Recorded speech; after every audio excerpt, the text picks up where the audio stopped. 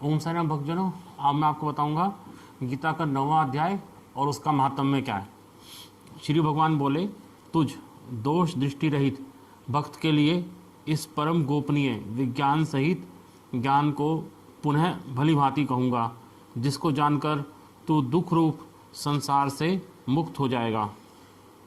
यह विज्ञान सहित ज्ञान सब विद्याओं का राजा, सब गोपियों का राजा, अति पवित्र, अति उत्तम, प्रत्यक्ष फल वाला, धर्मयुक्त, साधन करने में बड़ा सुगम और अविनाशी है।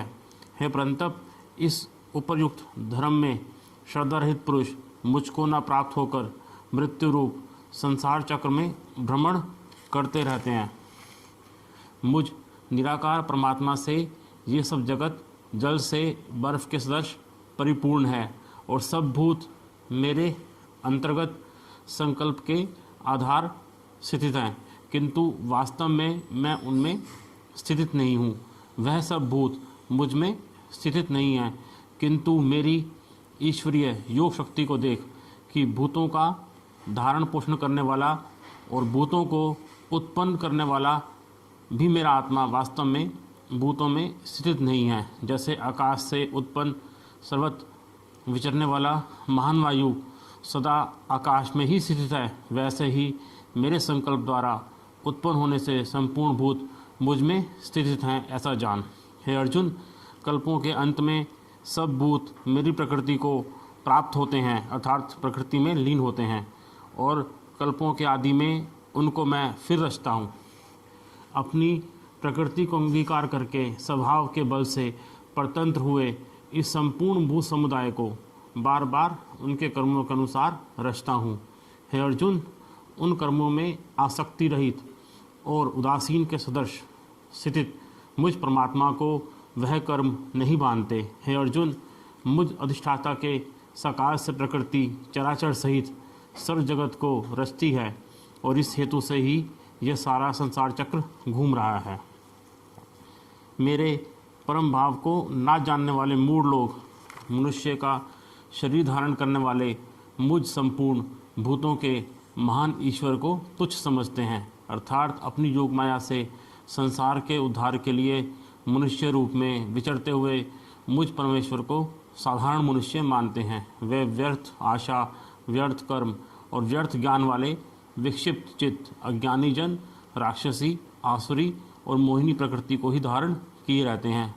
परंतु है कुंती पुत्र, देवी प्रकृति के आश्रित महात्मा जन मुझको सब भूतों का सनातन कारण और नाश रहित अक्षर स्वरूप जानकर अनन्य मन से युक्त होकर निरंतर भजते हैं।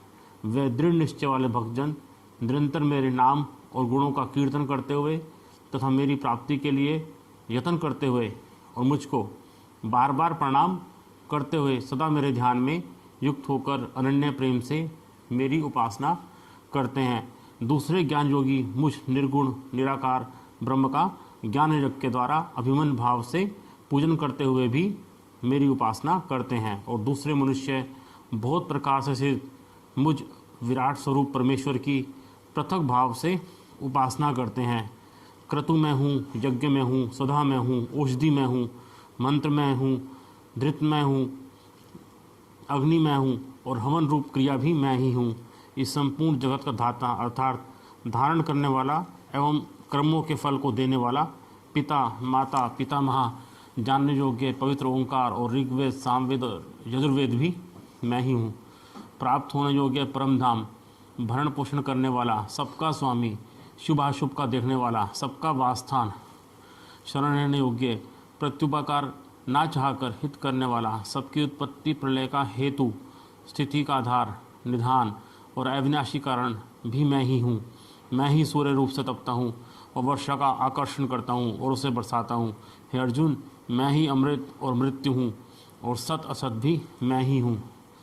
तीनों वेदों में विधान किए हुए सकाम कर्मों को करने वाले, सोमरस को पीने वाले, पाप रहित पुरुष मुझको योगों के द्वारा पूछकर स्वर्ग की प्राप्ति चाहते हैं। वे पुरुष अपने पुण्यों के फल रूप स्वर्गलोक को प्राप्त होकर स्वर्ग में दिव्य देवताओं के भोगों को भोगते हैं।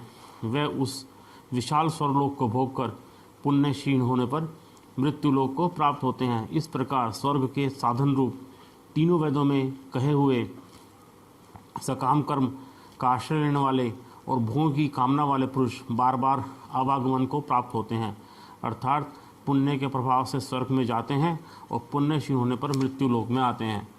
जो अनन्य प्रेमी भक्तजन मुझ परमेश्वर को निरंतर चिंतन करते हुए निष्काम भाव से भजते हैं, उन नित्य निरंतर मेरा चिंतन करने वाले पुरुषों का योगक्षेम मैं स्वयं प्राप्त कर देता हूँ।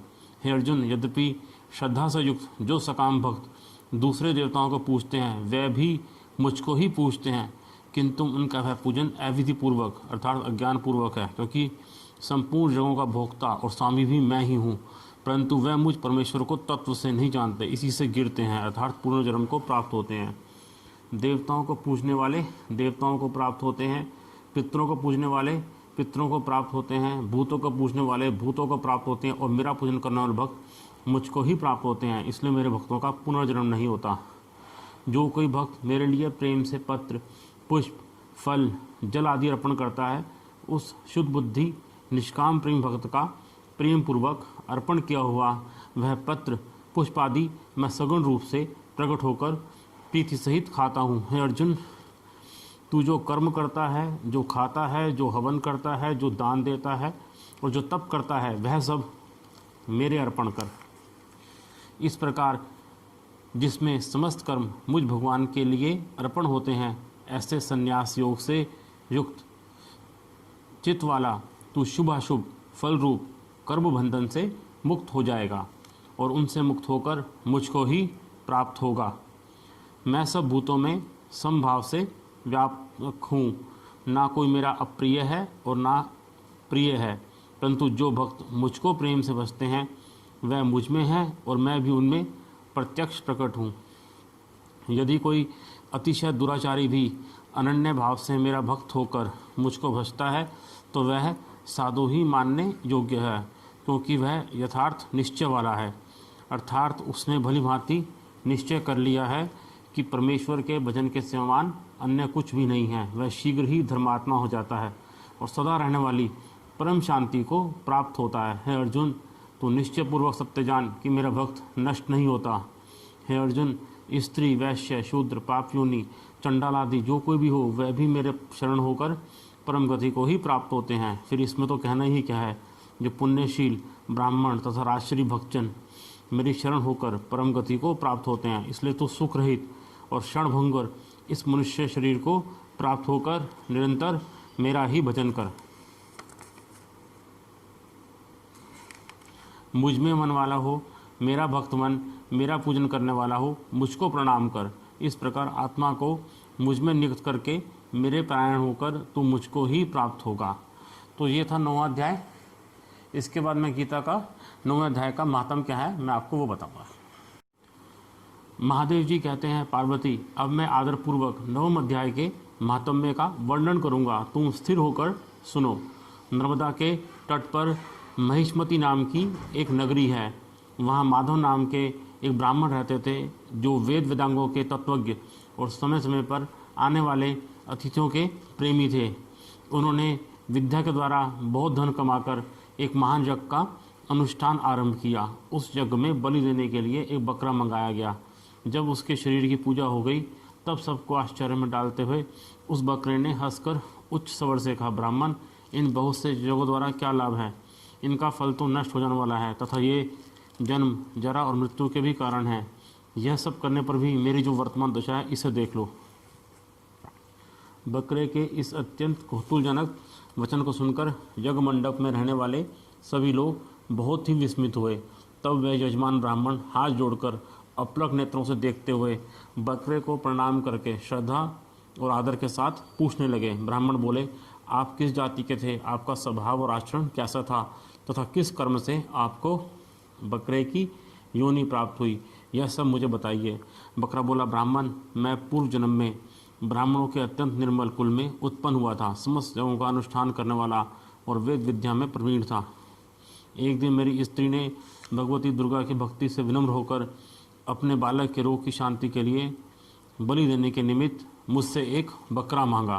तत्पश्चात जब चंडिका के मंदिरों में वह बकरा मारा जाने लगा, उस समय उसकी माता ने मुझे शाप दिया, ओ ब्राह्मणों में नीच पापी, तू मेरे बच्चे का वध करना चाहता है, इसलिए तू भी बकरे की योनि में जन्म लेगा। द्विश्रेष्ठ, तब कालवश मृत्यु को प्राप्त होकर मैं भी बकरा हुआ। यद्यपि मैं पशु योनि में पड़ा हूँ, तो भी मुझे अपने पूर्व जन्मों का स्मरण बना हुआ है। ब्राह्मण, यदि आपको सुनने की उत्कंठा है तो मैं एक और भी आश्चर्य की बात बताता हूँ। कुरुक्षेत्र नाम का एक नगर है जो मोक्ष प्रदान करने वाला है। वहाँ चंद्रशर्मा नाम का एक सूर्यवंशी राजा राज्य करते थे। एक समय की जबकि सूर्य ग्रहण लगने लगा था, राजा ने बड़ी श्रद्धा के साथ काल पुरुष का दान करने की तैयारी की।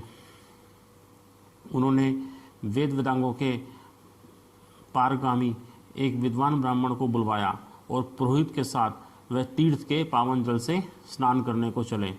तीर्थ के पास पहुंचकर राजा ने स्नान किया और 2 वस्त्र धारण किए। फिर पवित्र एवं प्रसन्नचित्त होकर उन्होंने श्वेत चंदन लगाया और बगल में खड़े हुए पुरोहित का हाथ पकड़कर तत्कालोचित मनुष्यों से घिरे हुए अपने स्थान पर लौट आए। आने पर राजा ने यथोचित विधि से भक्तिपूर्वक ब्राह्मण को कालपुरुष का दान किया। तब कालपुरुष का हृदय चीरकर उसमें से एक पापात्मा चंडाल प्रकट हुआ। फिर थोड़ी देर के बाद निंदा भी चंडाली का रूप धारण करके कालपुरुष के शरीर से निकली और ब्राह्मण के पास आ गई। इस प्रकार चंडालों की वह जोड़ी लाल लाल आँखें किए हुए ब्राह्मण के शरीर में हठात प्रवेश करने लगी। ब्राह्मण मन ही मन गीता के 9वें अध्याय का जप करते थे और राजा चुपचाप यह सब कौतुक देखने लगे। ब्राह्मणों के अंतःकरण में भगवान गोविंद शयन करते थे, वह उन्हीं का ध्यान करने लगे। ब्राह्मण ने जब गीता के 9वें अध्याय का जप करते हुए अपने आश्रयभूत भगवान का ध्यान किया, उस समय गीता के अक्षरों से प्रकट हुए विष्णु दूतों द्वारा पीड़ित होकर वह दोनों चंडाल भाग चले। उनका उद्योग निष्फल हो गया। इस प्रकार इस घटना को प्रत्यक्ष देखकर राजा के नेत्र आश्चर्य से चकित हो उठे। उन्होंने ब्राह्मण से पूछा, विप्रवर, इस महाभयंकर आपत्ति को आपने कैसे पार किया? आप किस मंत्र का जप तथा किस देवता का स्मरण कर रहे थे? वह पुरुष तथा वह स्त्री कौन थी? वह दोनों कैसे उपस्थित हुए? फिर वह शांत कैसे हो गए? ये सब मुझे बतलाइए। ब्राह्मण ने कहा, राजन, चंडाल का रूप धारण करके भयंकर पाप ही प्रकट हुआ था तथा वह स्त्री निंदा की साक्षात मूर्ति थी। मैं इन दोनों को ऐसा ही समझता हूँ। उस समय मैं गीता के 9वें अध्याय के मंत्रों की माला जपता था। उसी का माहात्म्य है कि सारा संकट दूर हो गया। महीपते, मैं नित्य ही गीता के 9वें अध्याय का जप करता हूँ। उसी के प्रभाव से प्रतिग्रह जनित आपत्तियों के पार हो सका हूँ। यह सुनकर राजा ने उसी ब्राह्मण से गीता के 9वें अध्याय का अभ्यास किया। फिर वह दोनों ही परम शांति अर्थात मोक्ष को प्राप्त हो गए। यह कथा सुनकर ब्राह्मण ने बकरे को बंधन से मुक्त कर दिया और गीता के 9वें अध्याय के अभ्यास से परम गति को प्राप्त किया। तो ये था गीता का 9वां अध्याय और उसका महात्म। ऐसे ही और अनसुने कथाओं को सुनने के लिए, चालीसा सुनने के लिए आप मेरे YouTube चैनल को सब्सक्राइब कीजिए, लाइक कीजिए और शेयर ज़रूर कीजिए। धन्यवाद।